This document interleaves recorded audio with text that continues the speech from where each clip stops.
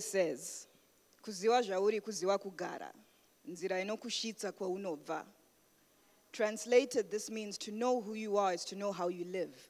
The path will always lead you back to where you come from. Now, this is very true for me, because growing up, my father was a diplomat. I did not grow up in Zimbabwe. I grew up everywhere else but here. And because of that, my father was very strict about teaching me culture. When I was a little girl, he would tell me nganos. Ngano is ancient folklore. It's a tradition and a custom of ours, where our grandparents or parents sit on a chair, the children sit on a floor, and they tell you folklore. And the folklore they tell you always has a lesson. There's always a moral to the story. And that's part of the way of the ancients, how they raised the children. They would raise them through the oral tradition. Because I'm sure many of you have tried to lecture a child, and what do? The opposite. If you say don't do this, they'll do the opposite. However, if you tell them a story where they see the consequences, they may stop and think for a little while. They could still do it, or they could not, but your chances are a bit higher.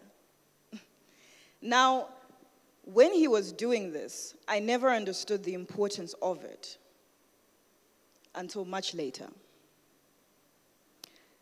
Every single weekend, I would have history lessons on Zimbabwe in general. And you can imagine I'm in grade 4, grade 5, grade 6, and I'm like, can this man give me a break? I want to go outside and play. I don't want to hear about this.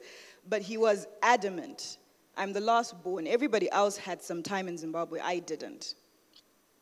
And what he would always say is, I want you to be able to stand proud in your culture and in your heritage in front of other people, because you have a passion for wanting to know about other people's culture, but you need to know your own first.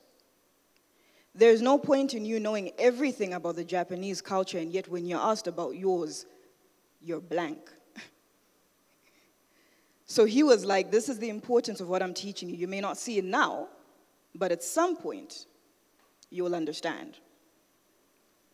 Now, when I came back to Zimbabwe, I came back when I was 13, 14, and that's when the disconnect happened.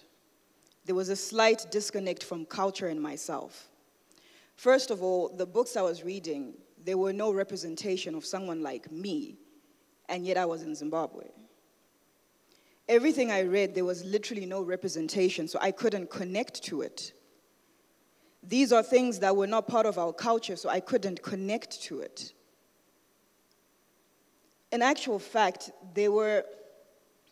growing up, there were times when I felt like I was being made to feel ashamed of my culture. Now, as children, you're very impressionable. So it did its number on me. And I was like, yeah, I'm proud to be Zimbabwean, kinda, maybe, on some days. And that was around the time when I was 14, I wrote a poem about suicide. I contemplated it. And I remember my father got very, very shaken. He gave me an hour-long lecture in his office, and then he went on to tell me how much I was loved and how devastating that would be to everybody else. Now, that's when he said, it's important for you to always write, always express yourself in some way. If you struggle, write a letter, slip it under my door. I'll read it. And that's how I began writing. Now, documenting things is also an ancient custom of ours. They used to do it on rock paintings very, very often. The rock paintings tell a story. I think there's no rock formation monument or place that does not have rock painting of some sort. And then there was the oral tradition, and then there was kudetemba, which is spoken word poetry. It is another way that they would tell stories. These are ancient customs and traditions of ours that predate pre-colonialism hundreds of years ago. Now, as I began to do that, I began to get back deeper into culture. Now, in Zimbabwe, we have 16 official languages, if I'm not mistaken. And most of these represent different tribes. I am of the Karanga tribe, which is mainly found in the Masvingo area. Now, one thing that disconnected me from my culture was there was always a form of, can I say bullying? Where people would look down on people from Masvingo, they make jokes. So immediately you don't want to be associated because you become part of the joke. But then my dad was like, listen, I'm a very intelligent man. You know, I've worked for many organizations, not just the government. You know, I have been influential in many treaties, and yet I am from Masvingo, and I am not embarrassed about it. So why should you be? So my teen years had a lot of back and forth. And then when I began to really understand the importance of representation and preserving culture was when I was 23 and my father passed on. The only way I could articulate myself was through writing. The only way. There was no other way I could do it. And there is a culture in Zimbabwe, and I don't really like this culture, but when somebody dies, everyone tells you, oh, be strong, it's everyone's path. I know this. It does not make it any easier, though. And because they tell you to suppress, you have no outlet. So you keep it in. And yet it's supposed to be let out. So after my father died, I began to write poetry that led to fiction. And everything comes full circle because the fiction I wrote are the same folklore that my father would tell me. And I did this because I realized that our culture has been so demonized, and yet there is nothing demonic about it. If I say the word, for Zimbabweans, if I say the word hari, some of you, the first thing you think of is witchcraft. That's the first thing you think of, witchcraft. And yet, there are literally different types of haris. One for soup, one for meat, one for traditional beer, one for water, one for sadza. That's what they were used for. And if you don't believe me, you can go visit Great Zimbabwe and see some of the earliest haris we had from over 300 years ago. Most of you, if you're Zimbabwean, you know that in the month of November, you don't get married. Do any of you know why? And yet it's such a prominent part of our culture because whether you like it or not, you will not get married in November. You will get married alone if you want to force issues. Your family won't be there though. And it is because they believe that our ancestors would have gone to the Almighty Creator during this period to ask on your behalf for either a very good year and the wisdom to guide you through it, or the strength to guide you through a challenging year. Now, if you go and you have Aurora, which is a celebration, you're bringing in a man into their home and saying, this is your son-in-law, and yet there's no one, that is an insult. It is similar to getting married without your parents. You just wake up one day and you say, hey, let's go. And your parents don't know. And then you tell them, oh, by the way, Mom, I got married today.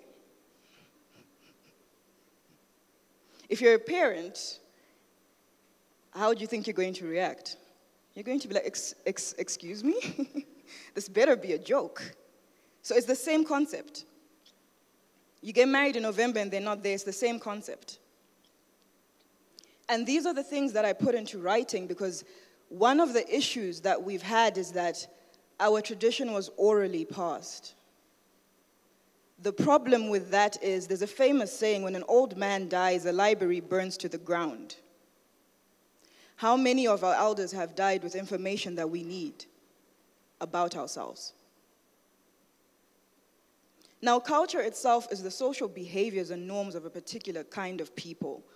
And I like to say that our culture is our identity. Without culture, we have no identity. And without no identity, you do not know who you are. That's where you see yourself easily latching onto somebody else's culture, but that's not you. It will never be you, no matter how hard you try. Now, the first issue to tackle is always representation. Because like I said, as a little girl, growing up around the world, the books I read were fascinating, but I never came across my name. I never came across even the capital city. I never came across any of that. And the narrative needs to change, whereby our children can be so happy that there's a girl called Runako in that book. She comes from Nyanga. I come from Nyanga. The more they relate to a character, the more likely they are to want to read the books. Because they know they can find themselves and their children and their friends in these books. Now, there are many ways to preserve culture, and language is one of them. Like I said previously, we have 16 official languages, and yet in our schools, it's only English and Shona. That's a big problem in itself. Because if I'm a Ndau girl and I come into a school and you're teaching me English, but I'm struggling a little bit, and it would be helpful if I had something backed up in Ndau to help me compare the words, I can't even find that. And it is something that we as a society need to look at. Have literature in the different dialects in libraries. Have applications that children can actually go on and look and actually select that they want to speak Kalanga. That's how they learn. Then they can see the similarities between this Karanga word and this Kalanga word. Have explainers on YouTube, you know. I'm pretty sure if you have nieces or nephews or children or grandkids, everybody knows Cocomelon. Yeah, we all know that. They like to play it on repeat, but we need our own version of that actually teaches them. Because it's all fine that you know Cocomelon, but you need to know something about yourself. Even the importance of a name. In our tradition and culture, we believe that the name you gift your child is the first blessing you ever give them. It's the first blessing you ever give them. 9 times out of 10, you embody what your name means. As was said, my name is Chengeto Rufaro or Rufaro Chengeto, either way, and it literally means to keep happiness, the keeper of happiness. Those who know me will understand that I literally embody my name. You know, culture starts from that very first, when the baby takes their very first breath and you decide, I'm going to call her Chiedza, which means dawn, it means light. You're speaking light into her life, right? But now she needs to stand firm in who she is. She can't do that if she doesn't know who she is. Acknowledging our sacred months or certain dates is another way in preserving culture. I admire the Chinese New Year without fail. The number 4, if I'm not mistaken, they don't put it in their elevators because it means death. The Indians, they've got Diwali, they've got all of these things, you know. And yet here, if you look at our calendar and take away any holiday related to the war, what is our national holiday? Anyone? Nothing. Right. Embarrassing, right? Because you go in a group of other people and they're telling you, in our country we have this, in our country we have that. In your country, what do you have? Yeah. And yet it is known that in August there's something called Kuroa Gua, which means hitting the grave, which is basically bringing in the spirit of the deceased into the rural homes that they can rest with their ancestors. This is a process that is done throughout August. November, everybody knows it's taboo to get married in that month. Technically speaking, the new year starts after your ancestors come back, which is in December. These are things that no one knows, and yet if you put them on the calendar, someone will know. Pick a specific date, then you know that, okay, this date is the one that signifies that we have entered the month of this, and it is a holiday that we're going to put to honor our people and the way that we were before. Yesterday during orientation, I asked the question, there was the Zimbabwean flag, and I asked the question, does anyone know what the bird is for? Anyone? I think my TED talk is like proving its point. If you go to Great Zimbabwe, right, you'll find that in one of the rooms, they have soap beams that have been molded after the hungwe. The hungwe is the raptor series, so your eagle, your hawk, your falcon, that kind of bird, right? And every single time a king died, they would create one in honor of him. Now, when we were beginning to be colonized, 7 of those birds, there were 8. 7 of these birds went out of the country. 1 stayed behind. We managed to get the 7 back. The Zimbabwean flag, the bird was molded after the one bird that never left Zimbabwe, that was never touched. That's the one they molded this bird out of. Now, Hungwe is Mudzimu, which is the ancestor of the country, the spirit of the country. That's what it's called. It represents everything spiritual. It goes hand in hand with a dish that has a crocodile, which represents those walking on land and underwater. That's where our emblem comes from, not the colors, the bird. And this is something that not even your children will know, and yet we're all supposed to be ambassadors of this country in one way or another. There are certain people who may want to give you opportunities, and then they ask, tell me something interesting about Zimbabwe, and you don't even know anything interesting. You don't even know not one fact. And that shows that that disconnect is there, and it needs to be reconnected. While our great-grandparents and grandparents, for those who are lucky, are still alive, get their stories, write them down, put them on the internet so that we can find them. You may ask what I'm doing in order to help this. And my books are based on Zimbabwean mythology, traditions, customs, and culture. I write in a manner that makes you interested. I do not lecture, because as I said before, lectures have never worked on me, and they hardly ever work on anybody else. I make you curious. I don't give you all the information. Look for it yourself. Get interested. Get curious. Because there is so much to be proud of in this country. So much to be proud of. And when you're proud of these things, that's when you begin to want to change your community. You begin to want to change your surroundings. And it is very important, but before you can do that, you have to be proud of being Zimbabwean first. So I would like you to just go home and find 5 facts that you didn't know. Just 5 about Zimbabwe. If it means you're booking a trip to Kariba and actually having a guide with you who actually explains the history of the place, then so be it. Because we cannot have people who are not Zimbabwean know more about Zimbabwean than Zimbabweans. That does not make sense at all. And culture is our identity. Our identity is who we are. If we do not have culture, you do not know who you are.